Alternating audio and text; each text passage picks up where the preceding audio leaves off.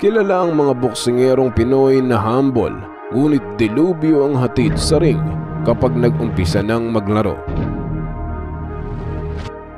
Ngunit mayroon tayong mga boksingero na nakikipagsabayan hindi lang sa suntok, kundi pati na rin sa trash talkan. Kaya nga sabi ko sa kanya na mag-trash talk na siya hanggat maaga pa. Pagdating sa laban, hindi na siya magka-trash talk. Alam ko yung gagalawan niya, takbo na yan. Ang pinakatumatak dyan ay walang iba, kundi itong may dalang 4 na baraha. Hindi naman panibago sa akin yan kasi alam niyo naman, kahit sa bahay ng kalaban ko, kaya kong patulogin. Subalit may mga pagkakataong siya mismo ang inangasan. Casimero, we can do one man. I'm sick of talking about him, to be fair. Ating balikan ang mainit at entertaining na kaganapang pinagdaanan Casimero kontra sa ilang aroganteng boksingero. You know, I'm hungry for this, you know. So this is what I'm crying for, and I think I'll give good performance and I'm gonna bring the title back home to Ghana. You know what I'm saying? Ilan dyan ay dinayo niya mismo, habang may isa ring naglakas loob na magyabang sa sarili nating bakuran. Who told you that Casimero is tough? I'm also asking you, who told you that the guy is tough? Pero bago yan, isang 1-2 combination muna sa like and subscribe button para lagi kang updated sa mga kaabang-abang na bakbakan. What are you gonna do to stop him?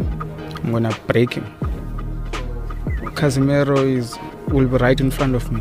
Ang bubungad sa ating listahan ay ang gwapitong British undefeated na si Charlie Edwards.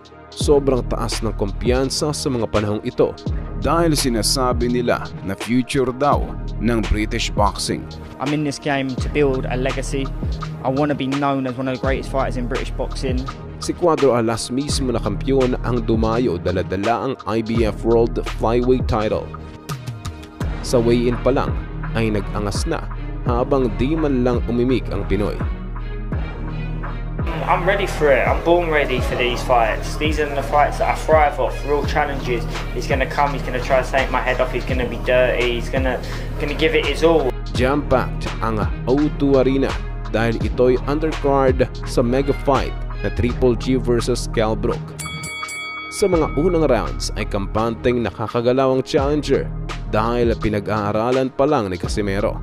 Mabilis nakuha ni Alas ang pattern ng opensa ng Briton, kaya mas nagiging effective ang kanyang depensa. Mas ramdam ng challenger ang power shots ni Alas at ni isang beses ay hindi man lang nasaktan ang ating kababayan.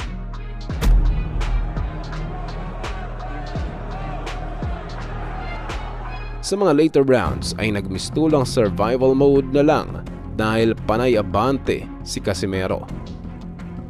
Hindi man lang nirespeto ang suntok ng Briton at may mga pagkakataong kinekengkoy lang niya ito. Sinalubong ang left hook kaya bagsak sa 10th round at ito ang umpisa ng kanyang katapusan.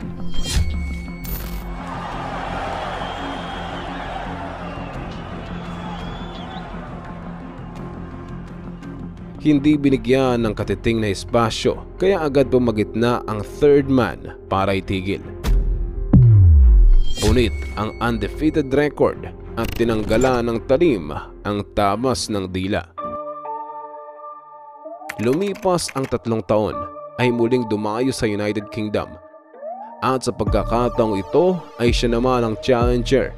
Ito ang pang-4 na laban ni Casimero sa taong 2019. At lahat ng iyon ay ginulpi niya at pinasuko. Alam ko talaga na ako yung pinakamalakas sa bantamweight division ngayon. Kaya yung dalawa na matras sa akin, see you soon, maglalaban din tayo. Matangkad, matikas, teknikal at kampante. Ganyan kung ituring itong si Sulani Tete. Halos bastusin si Alas dahil sa mga interview nito ay panay inaway ang bukang bibig sa susunod niyang target. I think I'll have to defend my title against Casimero, and I believe my promoter has been doing his best, to put me against the best, to unify in the division. Dagdag pa niya na kung hindi maganda ang mood niya ay baka patulugin niya sa ilang segundo si Casimero. Laging sambit at pinagmamalaki ang record niyang fastest KO in boxing history. It sounds like your world record is in jeopardy. The 11 seconds, we're going to go quicker. Well, it depends on my mood. Just put me in a good mood, then we'll see, maybe the record can change. Epektibo ang kanyang jab straight kontra sa dumidistansyang Pinoy. Ngunit ang hindi niya alam ay pinag-aaralan lang siya at para maging kumpiyansa. May ilang attempt si Casimero kung paano pasukin itong matangkad na kampiyon. Ang nakakagulat doon ay 3 round pa lang, abay nahuli na niya agad sa bitag. Oh, Casimero got him. He's got him with a bot now. He's given hits. He's got him with a body shot. Was it? No, it was on the chin. It was a short right hook to the chin. He's not recovered from the first knockdown. I'm sure of it. And he's in trouble. He's all over the place. He's in real trouble. Tete's in a lot of trouble.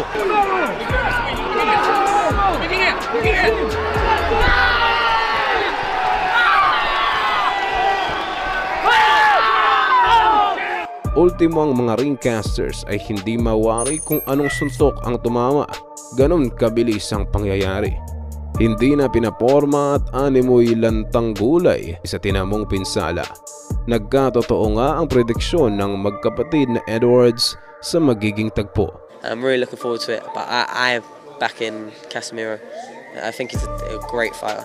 One of the biggest upset in 2019. Angas baka mo? Abay hindi lang maangas to, kundi makunat rin ito.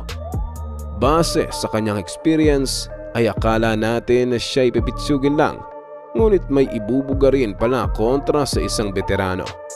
Press con pa lang ay talagang mainit na at hindi alintana ng Namibian kahit dayo lang sila. It's easy to talk, but inside in the ring is just me and you. No one will come protect you, just me and you. Abay syempre hindi pwedeng walang ganti sa patutsada. So ako excited na rin. Ulo na naman to. Let's go! Sa face-off ay nagkainitan dahil ayaw ni Casimero nga binabalasubas siya sa harap ng sariling kababayan. Sa unang segundo pa lang ng unang round ay agad sumugod ang Pinoy para testingin kung may bilang ba ito. Napag-alamang may tira nga at matibay rin at handang kumain ng mga bigating suntok. Mga nakakahindik na body shot ay binaliwala lang na para bang gawa sa bakal ang tadyang nito. Pressure sabay jab straight ang epektibong taktika ng mas malaking Namibian. May mga pagkakataong saved by the bell pagkatapos tamaan ng mga solid. At sa 6th round ay nabigyan ng pangmalakasang left hook, kaya crowd ay nagsigawan. And they get away with the... He went out! Sa later rounds ay tumaas ang kumpiyansa ng dayo habang bumagal ng bahagya ang ating pambato. Isang napaka-solid na laban at wagi tayo via unanimous decision. Legit na matibay rin at tiyak maraming pahihirapan to. Kaya dahan-dahan sa pag-aangas, lalo na't batikan at isang subok na matibay ang iyong kaharap. Give your respect. Hindi natin masisisi sa dami niyang pinagdaanan, kaya ngayon ay siya naman ang nag-aangas. Ang mahalaga ay kayang panindigan kung anuman ang mga salitang nabitawan.